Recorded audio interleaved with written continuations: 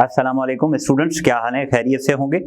तो आज मैं आपके लिए, क्योंकि क्लासेस रिज्यूम हुई हैं दोबारा, तो आज आप लोगों के लिए मैंने जो टॉपिक सिलेक्ट किया है, जो अभी आप लोग कह रहे थे मुझे, जो पेपर हुआ था NMD केट का, ठीक है, तो उसमें केमिस्ट्री के पेपर के सॉल्यूशन के लिए काफ़ी स्टूडेंट्स कह रहे थे कि सर इसका सॉल्यूशन करें, तो उसके सॉल्यूशन को लेके मैं आया हूँ।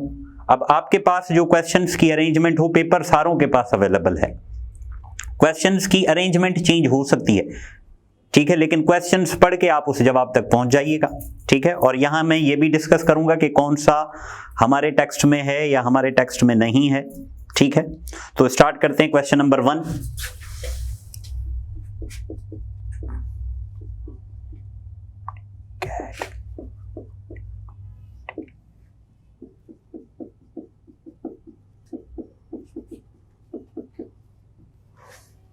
क्वेश्चन नंबर 1, ठीक है, और ये PDF भी आपको दे दूंगा मैं, वो आप नीचे से डाउनलोड कर दीजिएगा। Alkyl halides involving CX bond breakage and CNU bond formation simultaneously would follow the mechanism. सवाल ये कहता है कि भाई कौन सा रिएक्शन है, कौन सा मैकेनिज्म है जिसमें अल्काइल हैलाइड का बॉन्ड ब्रेकिंग और कार्बन और न्यूक्लियोफाइल का बॉन्ड ब्रेकिंग, फॉर्मेशन और ब्रेकिंग एक ही स्टेप में हो। एक ही स्टेप का मतलब, तो हमारे पास मैकेनिज्म कौन से हैं? न्यूक्लियोफाइल कहां आता है? ये हमारे पास कहां आता है? SN2 रिएक्शन में। तो ऑप्शन इसका क्या था? SN1 SN2, तो इसका जवाब SN2 होगा। तो ये ऑप्शन बी है, मैं लिख भी देता हूं SN2, ठीक है, एक ही स्टेप में वो रिएक्शन हो जाएगा। क्वेश्चन नंबर 2 है कि secondary alkyl halide is, secondary alkyl halide कौन सा है, ठीक है। तो हमें सेकेंडरी अल्काइल हैलाइड हमें देखना है कि इस क्वेश्चन में हमारे पास secondary which alkyl halide is secondary, ठीक है। तो सेकेंडरी अल्काइल हैलाइड किसे कहते हैं? ऐसा अल्काइल हैलाइड जिसमें जो हमारे पास हैलोजन हो वो किसके साथ अटैच हो? वो अटैच हो सेकेंडरी कार्बन के साथ। जब वो सेकेंडरी कार्बन के साथ अटैच होगा तो that is called secondary alkyl halide. तो सेकेंडरी अल्काइल हैलाइड यहां पे मैं उसका बनाता हूं। सेकेंडरी अल्काइल हैलाइड कौन सा है हमारे पास? सेकेंडरी अल्काइल हैलाइड है ये CH3।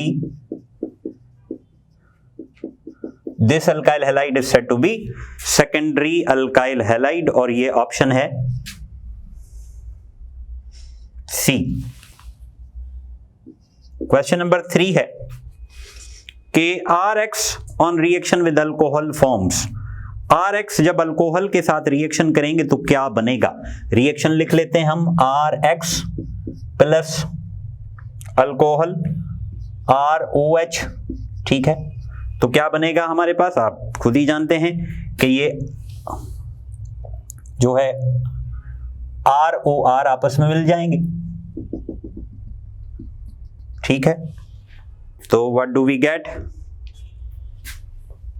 ROR। तो हमारे पास क्या बन जाएगा? ROR बन जाएगा, ठीक है। तो ऑप्शन हमारे पास ये है B, तो वी विल गेट अल्कोहल, ठीक है, ROR। उसके बाद क्वेश्चन नंबर 4 है कि IUPAC name of this compound. अब ये जो स्ट्रक्चर है, ये स्ट्रक्चर रॉन्ग है वैलेंसी के हिसाब से, C6H5O CH3 2, तो ये स्ट्रक्चर रॉन्ग है, तो इसका IUPAC नेम नहीं बनेगा क्योंकि स्ट्रक्चर गलत है। अगर हम इसका सही नाम बनाना चाहें तो इसका सही नाम ये बनेगा 2,6 डाइमिथाइल साइक्लोहेक्सानोन, ठीक है, 2,6 डाइमिथाइल साइक्लोहेक्सानोन, ये ऑप्शन बी में होगा। क्वेश्चन नंबर 5 देखो, phenol is known as, phenol को क्या कहते हैं हम? Phenol is known as, phenol का नाम क्या है? Carbolic acid. तो phenol is known as carbolic acid, carbolic acid ये ऑप्शन सी में है, ठीक है। अब देखें, अब तक जो ये सवाल मैंने बताए हैं उनमें से कोई भी सवाल हमें आउट ऑफ वे नहीं लग रहा। ये क्वेश्चन है, ये आउट गलत भी है, इसका शायद आपको ग्रेस मार्क मिल जाए।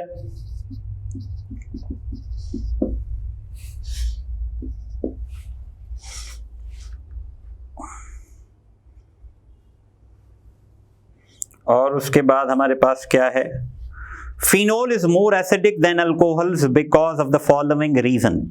फिनोल अल्कोहल से ज्यादा एसिडिक है, क्यों? ठीक है, phenol is more acidic than alcohol, why? अब ये जो सवाल है ये हमारे पास सिलेबस में, टेक्स्ट बुक में एज इट इज कहीं मेंशन नहीं है।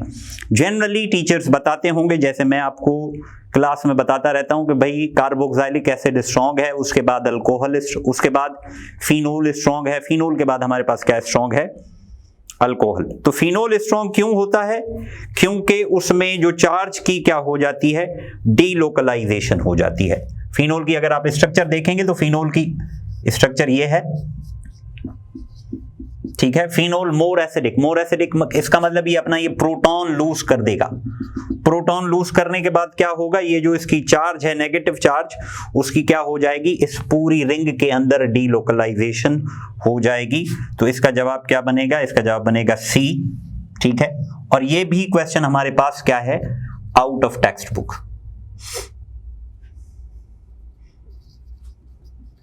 लेकिन जनरली ये क्लास में टीचर्स बताते हैं आमतौर पे। नेक्स्ट क्वेश्चन है कि the common name of this compound. अब ये कॉमन नेम्स में आपने पढ़े होंगे, ये आउट ऑफ टेक्स्ट नहीं कहलाया जा सकता। CHOCl, ठीक है। तो इसका कॉमन नेम लिखना है। देखो फंक्शनल ग्रुप वाले के साथ अल्फा, ये बीटा, तो हमारे पास अल्फा पे मिथाइल है, बीटा पे क्लोरो है, तो इसका नाम क्या बन जाएगा, beta chloro alpha methyl propionaldehyde, तो इसका जवाब बन रहा है सी। हो सकता है दूसरा ऑप्शन हो कोई, लेकिन क्या बनेगा, आप देख लें, अल्फा पे मिथाइल है, बीटा पे क्लोरो है, ठीक है। उसके बाद which of the following reagent is used to separate and purify carbonyl and non-carbonyl compounds? अब ये वाला सवाल हमारे पास मेंशन नहीं है, हमारे टेक्स्ट बुक में मेंशन नहीं है, ठीक है।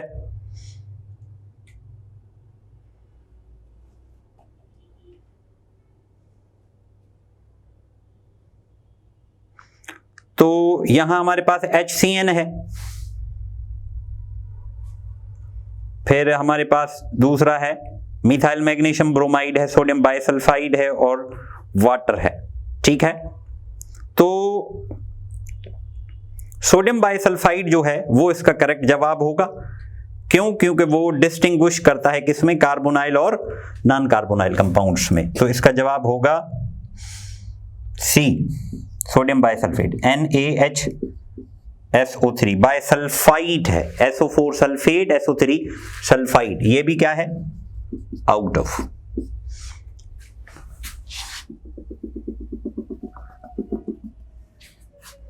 और सवाल देखें भाई, secondary alcohol is the product of which carbonyl compound. ये स्ट्रेट फॉरवर्ड क्वेश्चन है, ये बुक में लिखा हुआ है। कीटोन की प्रिपरेशन जब हम पढ़ते हैं चैप्टर 9 में, इंटर में, तो वहां ये आपने देखा होगा कि क्या होता है कि हमारे पास सेकेंडरी प्रोपाइल अल्कोहल की अगर हम ऑक्सीडेशन करते हैं तो उससे क्या बन जाता है, हमारे पास कीटोन बन जाता है, ठीक है। तो इसका जवाब होगा B, question number 9 B. Question number 10, which of the following is the strongest acid. कौन सा एसिड स्ट्रॉन्ग है, propanoic acid, fluoroethanoic acid, trichloroethanoic acid या नाइट्रोइथेनोइक एसिड। अब देखें कि ट्राइक्लोरोइथेनोइक एसिड मींस हमारे पास ऐसे होगा COOH और इनके साथ C, 3 क्लोरीन लगे होंगे, ठीक है। तो ये क्या बन गया, ट्राइक्लोरोइथेनोइक एसिड। अब देखो यहां ये भी सवाल आउट ऑफ टेक्स्ट है, हमारे पास मेंशन नहीं है टेक्स्ट बुक में। अब इसकी क्या एक्सप्लेनेशन है, देखो अगर यहां पर ये जो इलेक्ट्रोनेगेटिव ग्रुप अटैच होता है, इलेक्ट्रोनेगेटिव ग्रुप को हम कहते हैं they are electron withdrawing groups. इनकी इलेक्ट्रोनेगेटिविटी ज्यादा है। इलेक्ट्रोनेगेटिविटी ज्यादा होने की वजह से क्या करते हैं, ये इलेक्ट्रॉन क्लाउड को पुल करते हैं, अपनी तरफ खींचते हैं, जिसके खींचने से ये जो H है ये ज्यादा पॉजिटिव होके आसानी से निकल जाता है। तो सबसे क्या एसिडिक होगा, ट्राइक्लोरो एसिटिक एसिड। यहां पे सी ऑप्शन है, ये भी हमारे पास क्या है, आउट ऑफ। यहां पे एक और, मैं अगर इसी क्लोरीन को हटा के यहां पर हम मिथाइल लगा देंगे तो मिथाइल का क्या है, इलेक्ट्रॉन रिलीजिंग इफेक्ट है, तो वो एसिडिटी को डिक्रीज कर देगा।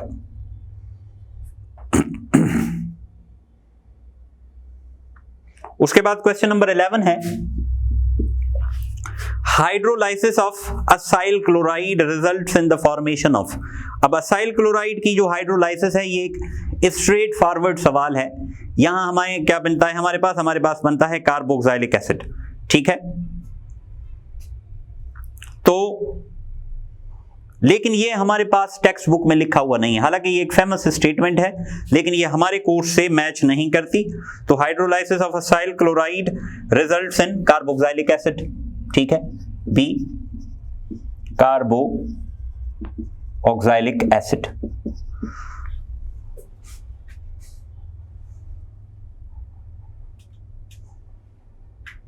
उसके बाद the exact reactivity order for carboxylic acid derivative. अब यहां देखो रिएक्टिविटी ऑर्डर हमें गिवन है, ये रिएक्टिविटी ऑर्डर हमारे पास मेंशन नहीं है, ठीक है। तो इसका जो करेक्ट जवाब होगा सबसे पहले आएगा हमारे पास, मैं ऑप्शंस नहीं पढ़ रहा, ठीक है, ऑप्शन पढ़ूंगा लंबा हो जाएगा, मैं डायरेक्ट जवाब इसका पढ़ रहा हूं। असाइल क्लोराइड है, एनहाइड्राइड है, ईस्टर है, ठीक है। तो वैसे जर्नल क्या होती है रिएक्टिविटी, असाइल क्लोराइड होता है, एनहाइड्राइड होता है, ईस्टर होता है, अमाइड होता है, अल्काइल नाइट्राइल होता है। ये एक जर्नल ऑर्डर है, ठीक है। अगर जर्नल ऑर्डर हम लिखना चाहें तो क्या होता है, असाइल क्लोराइड, फिर एनहाइड्राइड की डिस्कशन है हमारे पास थोड़ा एसिटिक एसिड में, ईस्टर, फिर हमारे पास क्या होता है, अमाइड होता है, फिर हमारे पास क्या होता है, फिर हमारे पास होता है अल्काइल नाइट्राइल, ठीक है। ये जर्नल ऑर्डर है एसिड डेरिवेटिव्स का, लेकिन हमारे पास सिर्फ 3 तक है, माना ये और ये, तो इसका जवाब हमारे पास बनेगा डी। क्वेश्चन नंबर 13 देख लो, ये भी आउट है, ठीक है।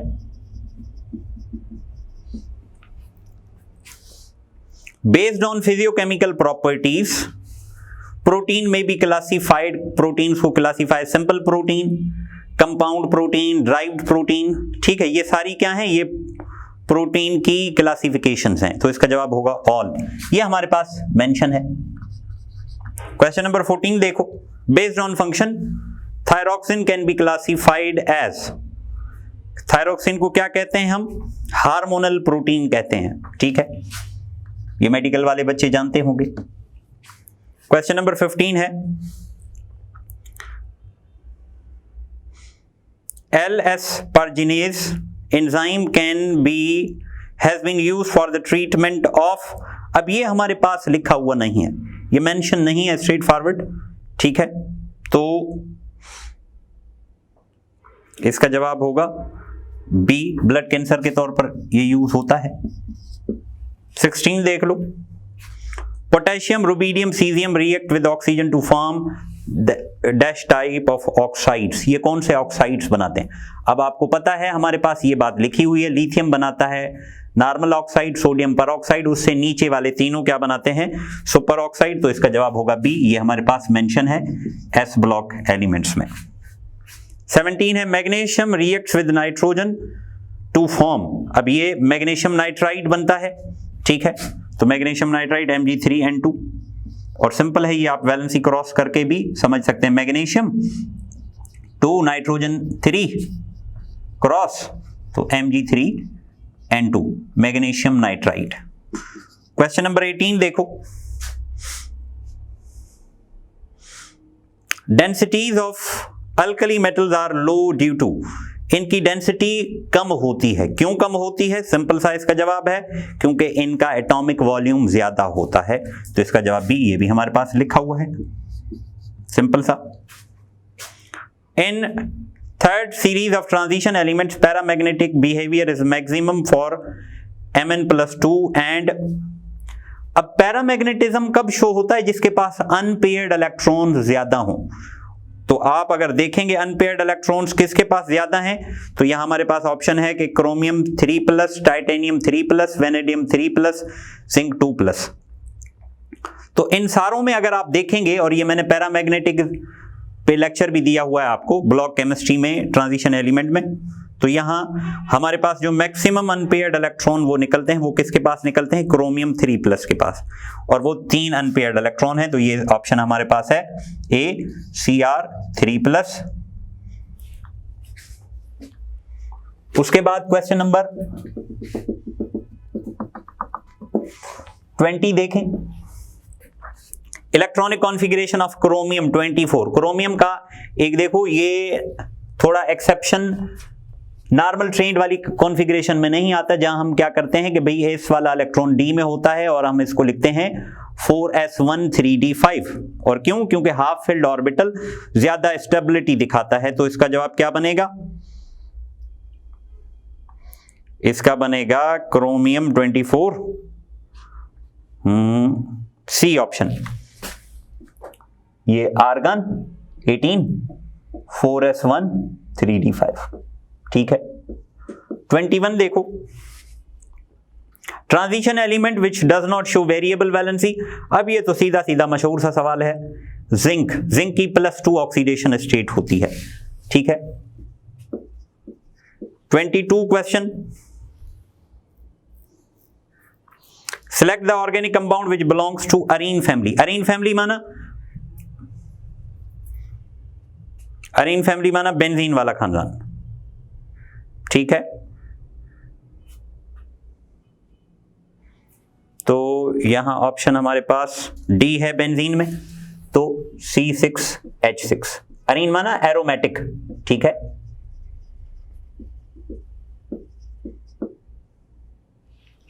उसके बाद देखो, the type of isomerism existing in the compound molecular formula C2H6O।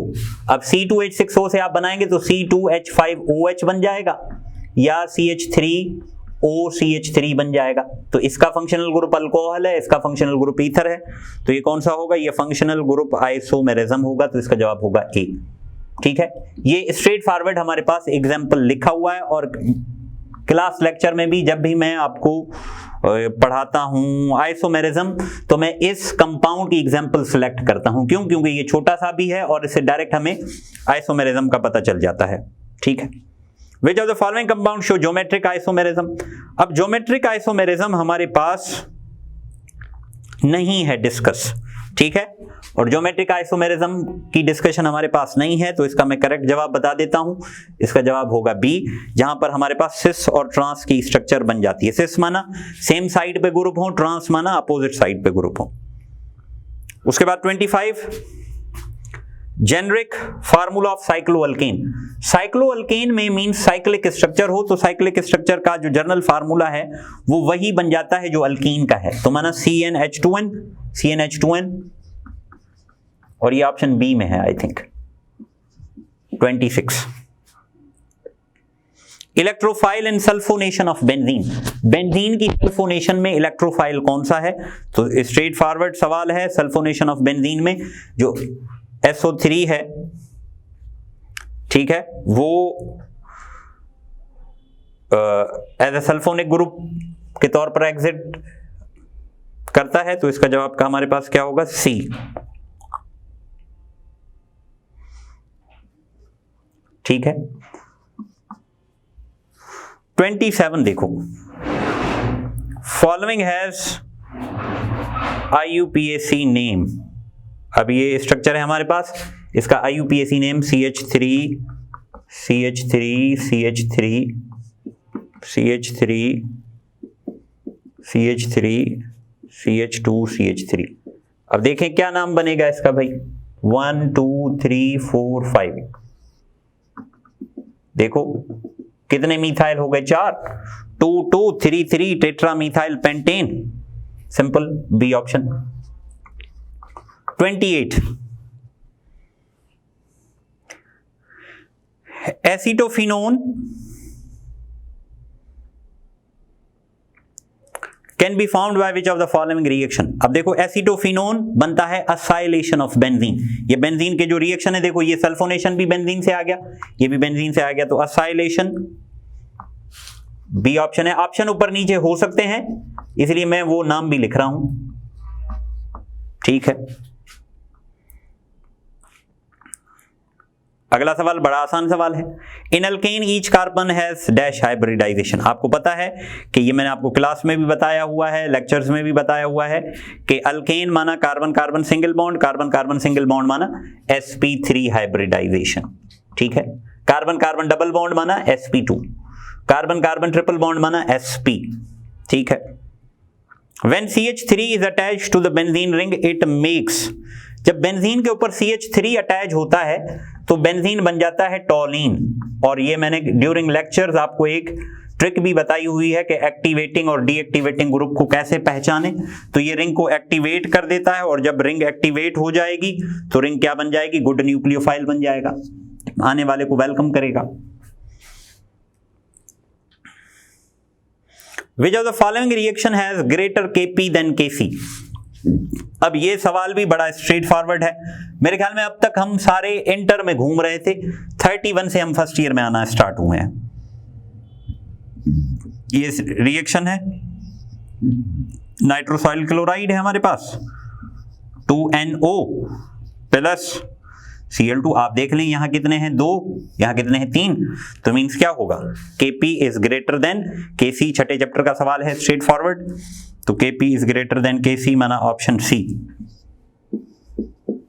32 देखें, द इक्वेशन N2 3H2NH3, मशहूर सवाल है, ठीक है। तो ये क्या होगा, Haber's process, B formation of ammonia. 33 question है कि भाई unit of rate constant is same as that of rate of reaction. तो रेट ऑफ रिएक्शन और रेट कांस्टेंट का यूनिट क्या होगा जब हमारे पास कौन सा ऑर्डर हो, जीरो ऑर्डर रिएक्शन हो। क्यों, क्योंकि कंसंट्रेशन के ऊपर पावर 1 हो जाएगा तो कंसंट्रेशन चली जाएगी, रेट कांस्टेंट और बाकी रेट उनका रिएक्शन सेम हो जाएगा। तो ए। उसके बाद अगला सवाल है कि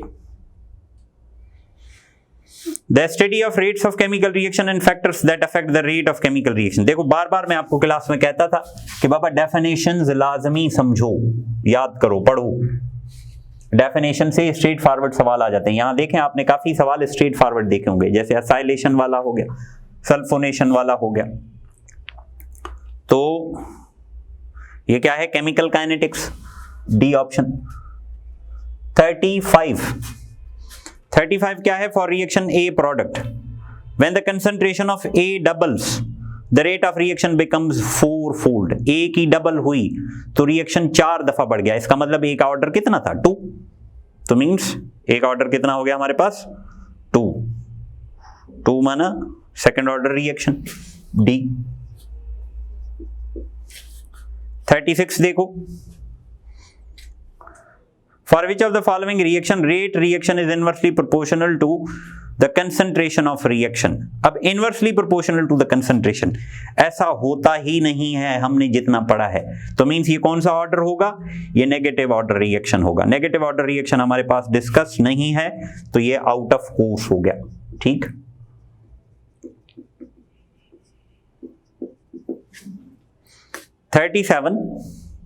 The thermal energy at constant pressure is called as enthalpy heat content, ठीक है। ये भी देखें, एक सिंपल सा सवाल आ गया। 38 देखो, Born-Haber cycle is used to determine the lattice energies of। अब लैटिस एनर्जी की बात आ गई तो हमारे पास आयोनिक सॉलिड्स की हम आमतौर पे लैटिस एनर्जी कैलकुलेट करते हैं, ठीक है। अब ये भी हमारे पास लिखा नहीं हुआ, ठीक है। फेडरल में तो है, पंजाब में भी है, लेकिन हमारे सिंध टेक्स्ट में लिखा हुआ नहीं है, ठीक है। 1 कैलोरी इज इक्वल टू, ये भी एक मशहूर सवाल है, 4.18, तो इसका जवाब होगा बी। 40 oxidation of SnS2O3। अब देखो S2O3 -2। अब देखो मैंने आपको बताया हुआ है ऑक्सीजन 3 है, तो 3 का कितना होगा, -6 होगा। ठीक है, -6 उधर जाएगा +6। ठीक है, +6 में से 2 चले जाएंगे, कम हो जाएंगे, तो क्या आ जाएगा हमारे पास, +4 है 2 सल्फर के, तो 1 सल्फर का कितना होगा, +2, तो इसका जवाब होगा +2, माना डी। 41 देखो, oxidation number of halogen common, halogen का कॉमन ऑक्सीडेशन नंबर कितना है, -1। ठीक है, तो this is most common oxidation number -1, माना ए ऑप्शन में है। 42 देखो,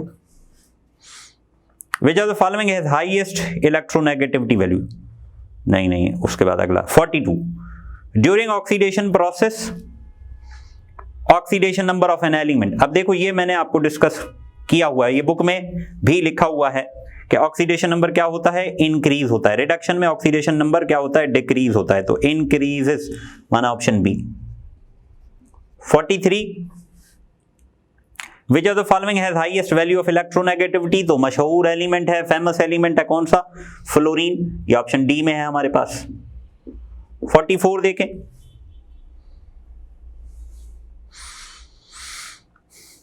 Which of the following hybrid orbital has maximum s character, तो s कैरेक्टर सबसे ज्यादा कहां होता है, sp हाइब्रिडाइजेशन में, sp 50-50% होता है कैरेक्टर। ठीक है, और sp3 में सबसे कम 25 कैरेक्टर। 45 देख लो, 45 जो है बाबू, the first ionization energy is maximum for, ठीक है, first ionization energy is maximum for Na, magnesium, aluminium, potassium. अब देखो झगड़ा होगा, पोटेशियम तो चला गया बाहर, झगड़ा होगा मैग्नीशियम और एल्यूमिनियम में। क्यों, क्योंकि मैग्नीशियम का न्यूक्लियर चार्ज 12 है, एल्यूमिनियम का न्यूक्लियर चार्ज 13 है, तो हम एक्सपेक्ट करते हैं कि उसका एल्यूमिनियम का ज्यादा होना चाहिए, नहीं, मैग्नीशियम का ज्यादा होगा। क्यों, क्योंकि मैग्नीशियम से इलेक्ट्रॉन निकलता है कहां, S2 से, S2 कंप्लीट है, कंप्लीट शेल से इलेक्ट्रॉन निकालना मुश्किल है, तो इसका जवाब होगा बी, माना magnesium. 46, the efficiency of chemical reaction can be expressed as, अब ये बात हमारे पास लिखी नहीं हुई है, ये परसेंटेज यील्ड है हमारे पास। ठीक है, ये भी आउट ऑफ आ गया। 47 देखो, 47 क्या है, in a vessel 10 gram N2, 10 gram H2, 10 gram O2 which has least number of atoms, कम से कम एटम्स किसके होंगे। ठीक है, कम से कम एटम्स उसके होंगे जिसके मोल्स कम निकलेंगे। मोल्स कम किसके निकलेंगे, जिसका मास ज्यादा होगा। तो किसका मास ज्यादा है आप जानते हो। ठीक है, तो कैलकुलेशन करने की जरूरत नहीं, ये ट्रिक्स मैंने आपको बता रखी है, जिसका मास ज्यादा होगा उसके मोल कम निकलेंगे। तो किसके मोल कम निकलेंगे, ऑक्सीजन का मास सबसे ज्यादा है 32, तो इसका जवाब होगा सी। 48 देखें, the empirical formula of glucose C6H12O6, तो सिंपल है CH2O, CH2O माना कौन सा ऑप्शन है, C. The relationship between quantum number n and l, ठीक है, n और l में कौन सा रिलेशन है। अब इनमें से काफी क्वेश्चंस आपको डेली प्रैक्टिस में भी करवाए हुए, कुछ हैं जो आउट ऑफ वे आए हैं, उनको मैंने पॉइंट आउट किया है। ठीक है, तो कौन सा रिलेशन है आपको पता है कि l is equal to 0 to n-1, तो n-1 वाला ऑप्शन है हमारे पास, तो n-1 माना ऑप्शन सी। लो जी 50 क्या है हमारे पास, quantum number values of 2p, ये मैंने क्लास में भी काफी दफा बताया हुआ है एज इट इज, और आपने किया हुआ है 2p। देखो n हो गया 2, ये 2 हो गया n, और l हो गया 1, तो क्या हुआ 2 और l 1, तो ये 2 और l इसका क्या निकलेगा 1, तो इसका जवाब हो गया ए। ठीक है, ये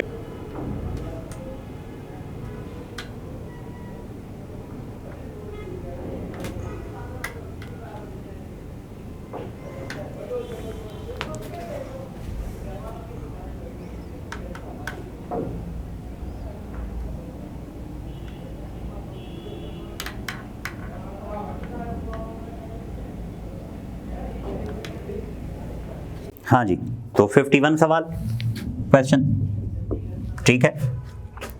देखो 51 कहता है कि which pair has 1 electron in its s orbital, lithium 2s1, iron पे 2 नहीं आता, सोडियम 3s1। देखो ये आपको याद होगा, मैंने आपको बता रखा है कि 30 तक आपको एटॉमिक नंबर याद होने चाहिए। क्रोमियम की कॉन्फ़िगरेशन हमने अभी की है 4s1 3d5, तो इसका जवाब क्या होगा, सोडियम एंड क्रोमियम, माना option B, sodium and Cr।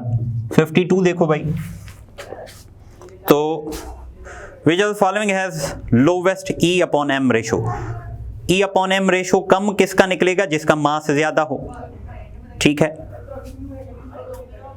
और चार्ज टू मास रेशो कम किसका निकलेगा, जिसका मास ज्यादा हो। और अगर यहां हमारे पास बेरिलियम है तो बेरिलियम पे चार्ज भी हमें दिखाई नहीं दे रहा, तो इसका जवाब होगा डी। 53 देखो, 53 क्या है, according to the general gas equation density of a gas depends upon, density किसके ऊपर डिपेंड करती है, डेंसिटी का फार्मूला है Pm/RT, तो डेंसिटी किसके बराबर होगी, D ऑल, ठीक है। अगला सवाल देखें, the actual volume of a gas molecule is considered as negligible at the following pressures. अब देखो यहां जो कम प्रेशर होगा उस पर क्या होगा, गैस का वॉल्यूम ज्यादा होगा, तो एक मॉलिक्यूल का वॉल्यूम क्या हो जाएगा, नेग्लिजिबल हो जाएगा, तो इसका ऑप्शन ए है। ये जो बात है ये हमारे पास स्ट्रेट फॉरवर्ड मेंशन नहीं है, लेकिन फेडरल के बुक में ये एग्जांपल एज लिखा हुआ है as it is. CO2 SO2 both are triatomic molecules but heat of vaporization of SO2 is greater than CO2। अब सिंपल सा है कि SO2 पोलर है, CO2 नॉन पोलर है, ठीक है, तो इसका जवाब क्या होगा, सी, पोलैरिटी 55 सी। 56 देखो, which of the following has the lowest vapor pressure at 20 degree से, वेपर प्रेशर किसका कम होगा, जिसमें फोर्स ज्यादा होगी, जिसमें बॉन्डिंग स्ट्रांग होगी। तो यहां आप देखें सबसे ज्यादा स्ट्रांग बॉन्डिंग हमें कहां दिखाई देती है, वाटर में, तो डी H2O। 57 ये भी सवाल एज इट इज मैंने आपको डिस्कस किया हुआ है, टेम्परेचर के हवाले से नहीं, वैसे ही। Which of the following is not a molecular solid, तो इनमें से सॉलिड कौन सा नहीं है, स्ट्रेट फॉरवर्ड है, bromine is not a solid, और ये नेचुरल स्टेट में है, और नेचुरल स्टेट ब्रोमीन की कौन सी है, लिक्विड। 58 देखो, the lattice energy is also known as, lattice energy, अब इसका जवाब जो बॉन्ड एनर्जी मजबूरन हम कहते हैं, वैसे बॉन्ड एनर्जी इसको कह नहीं सकते, ठीक है, या हम ये कह लें कि एप्रोप्रिएट बॉन्ड एनर्जी ही कह सकते हैं हम इसे। उसके बाद देखो, for a gaseous phase reaction when number of moles, और ये भी लिखा हुआ नहीं है हमारे पास, आउट ऑफ वे इसको कह सकते हैं हम। For a gaseous phase reaction when the number of moles of reactant and products are equal, moles equal होंगे तो क्या होगा, Kc और Kp आपस में क्या होंगे, बराबर, तो Kp Kc same, D Kp is equal to Kc। Purification of table salt NaCl by passing HCl through its saturated solution, ये हमें स्ट्रेट फॉरवर्ड किसका सवाल लग रहा है, कॉमन आइन इफेक्ट का, ठीक है, तो सी। तो this completes your solution of NMD GATE 2020 paper. इसमें से शुरू वाले हमने जो क्वेश्चन डिस्कस किए थे वो काफी आउट ऑफ टेक्स्ट बुक थे। आप मुझे काउंट करके बताएं कि कितने सवाल आउट ऑफ टेक्स्ट बुक थे, वो मुझे मैसेज करें, कमेंट करें, ठीक है। बाकी कंपैरेटिवली अगर हम देखें तो यहाँ जो पहली पोर्शन था उसमें काफी थे, इसमें ये 1-2 हैं, ठीक है। तो ओवरऑल पेपर एक किस्म का बैलेंस पेपर था।